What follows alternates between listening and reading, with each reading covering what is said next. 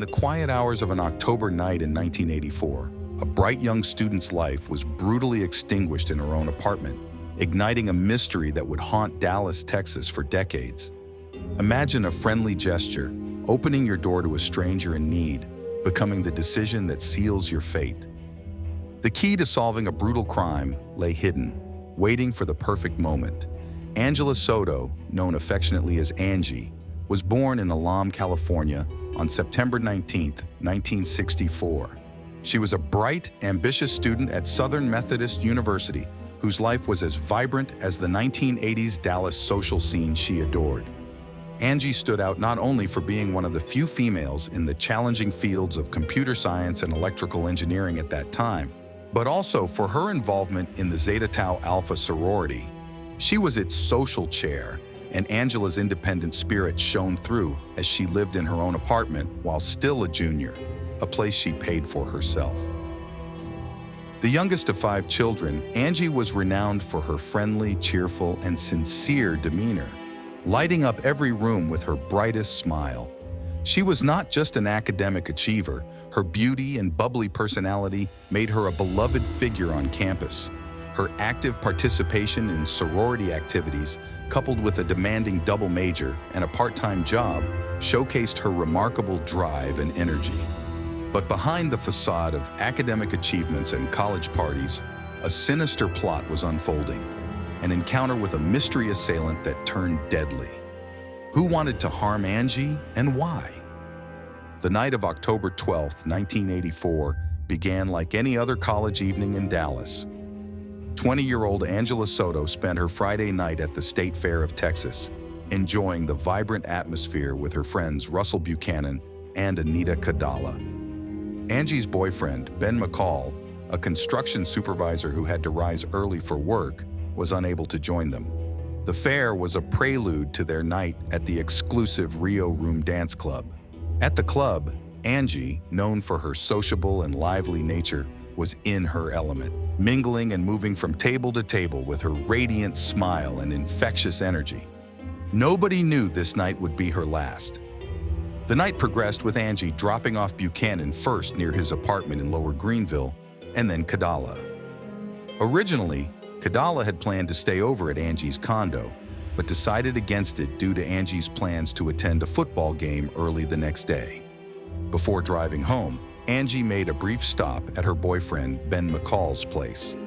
It was a routine goodbye, a simple "see you later," but the ominous clock of fate was already ticking. Angela returned to her condo on Asbury Drive alone. It was around 1:45 a.m. when Maul received an unsettling phone call from Angie. Angie's voice was laced with unease. She mentioned a stranger in her condo, a man who had come to her door asking to use her phone and bathroom. A seemingly innocent request. But was it? The phone call abruptly ended with Angie promising to call back, but that call never came. Instead, silence loomed. Concerned, Ben called her back, but there was no answer. Struck by worry, he rushed to Angie's apartment, only to find her door locked. There was no response to his knocks. Panic set in. With no other option, he used his early-generation mobile phone, a necessity for his construction job, to call the police. The further events of that night unraveled into a mystery. The police arrived shortly after 2 a.m. What they'd discovered behind the closed door of the apartment was a scene of horror that would haunt Dallas for years to come. The night had been long for rookie officer Janice Crowther and her partner, already stretched thin by a 12-hour shift managing crowds in town for a big game. Upon arrival, Crowther noticed Angie's Toyota Supra parked outside. A sinister stillness surrounded the apartment. She said that an eerie feeling overwhelmed her as she sought the apartment manager to gain entry. "I was shaking in my boots," Crowther said. "I could feel it. I knew something was wrong. It was kind of a surreal night." The sight that awaited them was one of pure horror. Crowther's partner, venturing into the bedroom, found Angie's lifeless body lying on the bed, devoid of clothing. Her skin marred by blood, her brilliant blue eyes wide open, seemed to speak of the terror she had faced. The investigators began piecing together the puzzle. No signs of forced entry. Did Angie know her assailant? The autopsy report later revealed a brutal attack.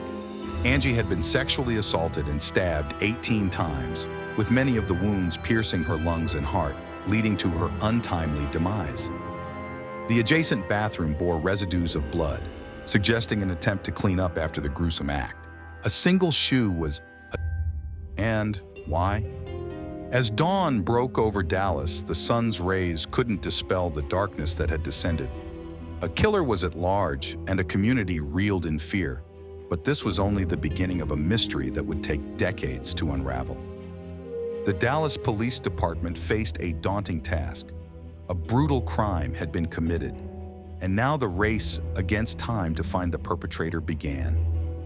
Angela Soto's lifeless body spoke volumes to the experienced eyes of the investigators. Who had the motive? Who had the opportunity? Their first point of call, those closest to Angie. Ben McCall, her boyfriend, was the last to hear her voice. Yet, as they delved deeper, the pieces didn't quite fit. Ben's alibi was solid, corroborated by the timeline of events. The focus shifted swiftly. Who else was in Angie's orbit? An ex-boyfriend, known for a previous violent outburst, and 23-year-old architect Russell Buchanan, a friend who had reportedly harbored deeper feelings for her. The net of suspicion was cast wide. In a twist of fate, early DNA analysis provided a momentary breakthrough. The blood type at the scene didn't match Ben's or the ex-boyfriend's, but Buchanan's blood type was a match. The shadow of doubt lingered over him. In an era where DNA technology was still nascent, polygraph tests were the order of the day. Buchanan faced the machine's scrutiny and passed. The case, however, remained wide open. Despite the suspicions, the police could not gather sufficient evidence to charge Buchanan, who later left the country for graduate school. As days turned into weeks and weeks into months, the trail grew cold. A community left in fear, a family in unspeakable grief, and a killer walking along Dallas streets. But this was not the end of the story. Her memory burned bright in the hearts of those who loved her, igniting a flame that would one day uncover the shocking truth. Despite the passage of time, the files of Angie's case remained in the archives of the Dallas Police Department. The evidence collected, the interviews conducted, the DNA samples taken, all waiting for a breakthrough in the world of criminal investigations. Time can be a double-edged sword.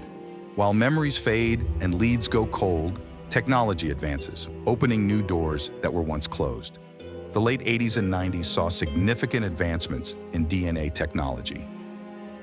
Techniques once considered groundbreaking became routine, and databases of DNA profiles began to form, offering new hope in cold cases. Yet, as the 90s gave way to the new millennium, Angie's case remained unsolved. It would take more than just the passage of time and the advancement of science to crack this case wide open. It would take the determination and perseverance of someone who refused to let Angie's story end as an unsolved cold case.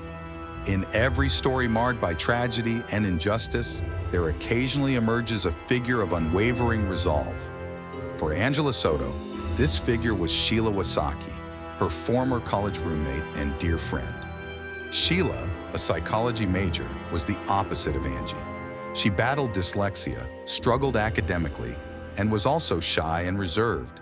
Despite their differences, the two became best friends. Both of them grew up without fathers, which perhaps played a part in their close bond. After the tragedy, Sheila dropped out of SMU, unable to reconcile with the harsh reality of her friend's murder. She eventually moved on, marrying Charles and raising 2 sons in Tennessee. But the echoes of the past never fully faded. Haunted by Angie's unsolved murder, Sheila's life took a turn that no one could have predicted. Her journey from a grieving friend to a determined private investigator is nothing short of extraordinary.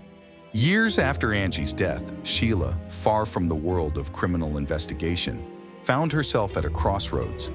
The memories of Angie and the gnawing need for closure propelled her into action. Driven by a promise made to Angie before her death, a promise to always look out for each other, Sheila embarked on a quest that would change her life forever. What does it take to solve a cold case decades old? For Sheila, it meant reinventing herself entirely. She became a licensed private investigator. Her mission? To bring Angie's killer to justice. A daunting task for even the most seasoned detectives, yet Sheila's resolve never wavered. She relentlessly contacted the Dallas Police Department over 700 times, urging them to reopen Angie's case. Her efforts, fueled by a deep sense of loyalty and justice, finally paid off in 2006. Thanks to Sheila's persistence, the case was reopened. Advances in DNA technology now offered new avenues to explore.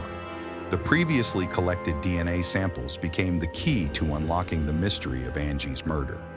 But who would the DNA implicate? Could it really be that after all these years, the key to solving Angie's murder lay in the very evidence collected at the outset? Sheila Wacke's dedication to her friend's memory changed the tide turned, but the journey was far from over. The path to justice is often long and winding, and this case was no exception. The year 2008 marked a pivotal turn in the Angela Soto case. After 24 years, a breakthrough was on the horizon, one that would emerge from the very core of modern forensics. DNA analysis. Detective Linda Crum, assigned to the case, re-examined the DNA evidence with the latest technology. The samples collected decades ago were now ready to reveal their secrets. The detective called Sheila Wacke and said, "We got him." Sheila thought she meant Russell Buchanan, but in a twist of fate, the DNA found at the crime scene was matched to a name in the National Criminal Database. Donald Andrew Bess Jr., born on September 1st, 1948, in Jefferson County, Arkansas. A convicted criminal already in prison, serving a life sentence for sexual assault in 1985, Bess was sentenced in Harris County, Texas, to life imprisonment for 2 counts of aggravated sexual assault and 1 count of aggravated kidnapping. He refused to talk to female police officers, using derogatory names to refer to all women. The revelation was shocking. Bess, at the time of Angie's murder, had been out on parole while serving a 25-year sentence for sexual assault. He was a stranger to her, a transient predator whose path had tragically crossed with Angie's. Armed with this new evidence, the authorities moved swiftly. Bess was charged with capital murder for the sexual assault and killing of Angela Soto.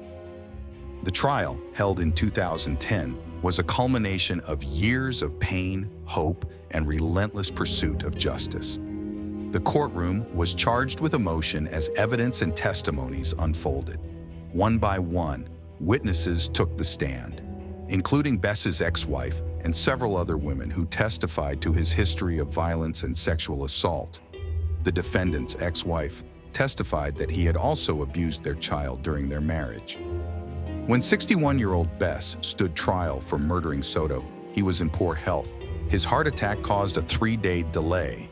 Bess's defense, including Robbie McClung, argued there was no definitive proof that Bess murdered Soto, suggesting that finding his DNA at the scene did not conclusively prove he was the killer, and Angie might have had consensual sex with the convicted criminal, and that she was a tease because of the clothes she was wearing that night. In closing arguments, McClung said, "Do we have to become such a knee-jerk society that just because we find DNA, does it mean that person is a murderer?" The jury, faced with overwhelming evidence, found Donald Bess guilty. The verdict was unanimous: a death sentence. I can't help but think Angela was gone in an instant and didn't have to live through that pain that this man and no one else inflicted on her. Prosecutor Pat Kurland said, "We know it was him."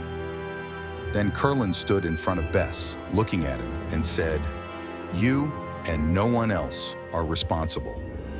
But justice, often delayed, is not always swift.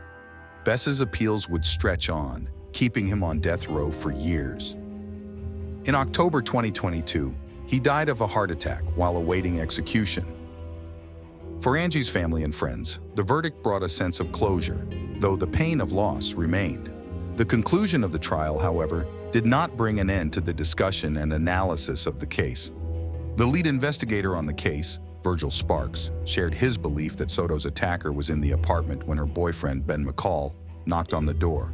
possibly prompting the fatal attack.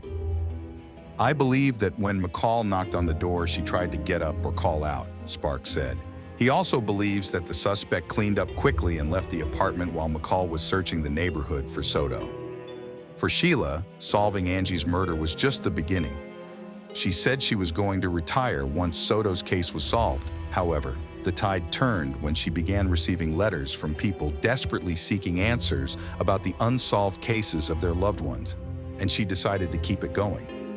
Sheila continued her work as a private investigator, taking on over 100 cold cases, successfully solving at least 53 of them, bringing closure to many other families. A combination of advanced forensic technology and the dogged determination of a friend seeking truth against all odds closed the chapter on one of Dallas's most haunting mysteries. The Dallas Police Department, spurred by the resolution of this case, saw the value in dedicating resources to cold cases. Angela's case changed the way law enforcement approached unsolved crimes. Thank you for watching the entire video. Hello, and see you again in the new video.